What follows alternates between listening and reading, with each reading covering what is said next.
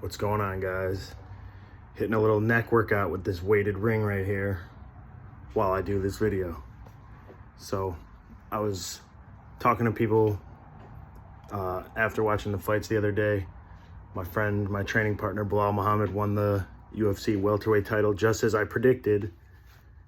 And we were discussing, teammates of mine, training partners, you know, the base for MMA and like how the past couple years, it's been a lot of strikers on top of the sport of MMA. A lot of strikers as champions and, you know, kind of ruling the divisions.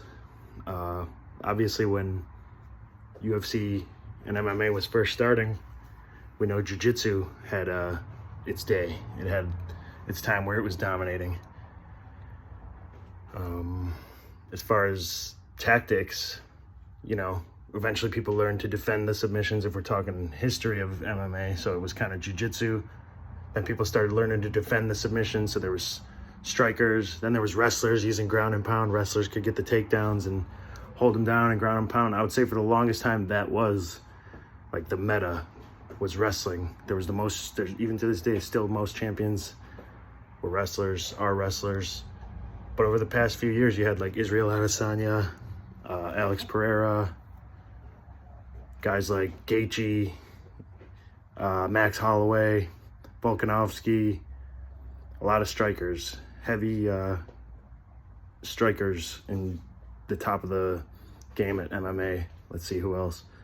But a lot of wrestlers were kind of phased out. It's like the meta was becoming sprawling and striking again, like things come in cycles. Leon Edwards, just, I don't know, I'm drawing a blank right now. My neck's getting fatigued while doing this, but I've watched MMA for years. I've fought MMA. I've cornered dozens of MMA fights. I guess the point I'm trying to make, though, is wrestling is always going to be dominant. Wrestling is going to always be the best base. In fact, catch wrestling specifically, wrestling with submissions. So what's the type of wrestling that dominates the most? Folk style wrestling, American folk style wrestling. And that's origins is catch wrestling. MMA itself, origins is catch wrestling. Jiu-jitsu, origins is catch wrestling. There's some, look at that, collar and elbow picture right there. That plays a part in all this as well. But even the Gracies early on, the pioneers of MMA, got their ass beaten, took influence from catch wrestlers. Early judokas took influence from catch wrestlers. It's going to make its resurgence. Catch wrestling is the best base for MMA. But my guy Bilal got it done with wrestling. Islam Makhachev's a champion. Obviously, when you had Khabib, you could say John Jones is a wrestler. Who else do we got right now? It's kind of a mix, just well-rounded fighters, but a wrestling approach. Like I feel like Bo Nickel, Hamzat, if he ever fights, some of these other guys with strong wrestling backgrounds will, you know, reach the top. Like I'm saying, wrestling is the best base for MMA. So if you kept the submissions in folk style, you got the groundwork, the takedowns, the getting up from bottom, and the submissions, that's the perfect base. Look at MMA pioneers too, people were doing it. Josh Barnett, Eric Paulson, Ken Shamrock, Sakuraba.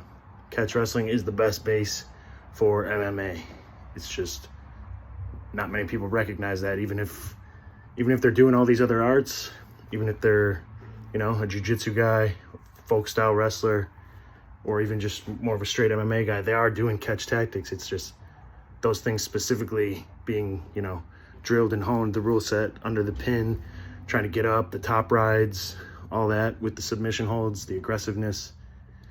It's literally the foundations of MMA. But I'm going to finish this workout. I'll see you guys in the next one.